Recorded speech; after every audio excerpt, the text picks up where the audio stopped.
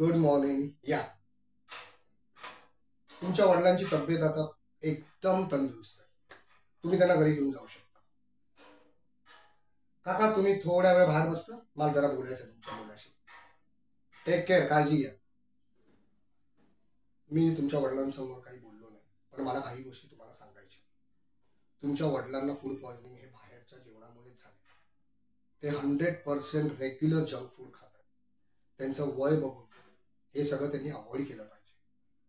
या वयात इच्छा होते बाहेरचं खायची, मी समजू शकतो, पण वन्स इन अ वाईल ठीक आहे, पण रोज रोज नाही. थोडं तुम्हाला त्यांच्यावर वॉच ठेवायला लागेल. त्यांचं क्रिएटिन पण हाय, त्यासाठी मी काही औषधं दिली, ती तुम्ही बाहेरनं घ्या आणि ते रेग्युलरली त्यांना द्या. आणि सर्वात महत्त्वाचं, त्यांच्या जेवणामध्ये व्हाईट सॉल्ट टोटली बंद करा. त्यांचं वेगळं जेवण बनवा पिंक सॉल्ट टाकून, म्हणजे त्यांना चव येईल, जे पांढऱ्या मिठाची येते. ठीक आहे, मी तुम्हाला या 3 दिवसाच्या गोळ्या दिल्या. दुपारी 3 वेळा, रात्री 3 गोळ्या, हे त्यांना देत जावं आणि 3 दिवसांनी त्यांना रुटीन चेकअपसाठी घेऊन या. काळजी घ्या.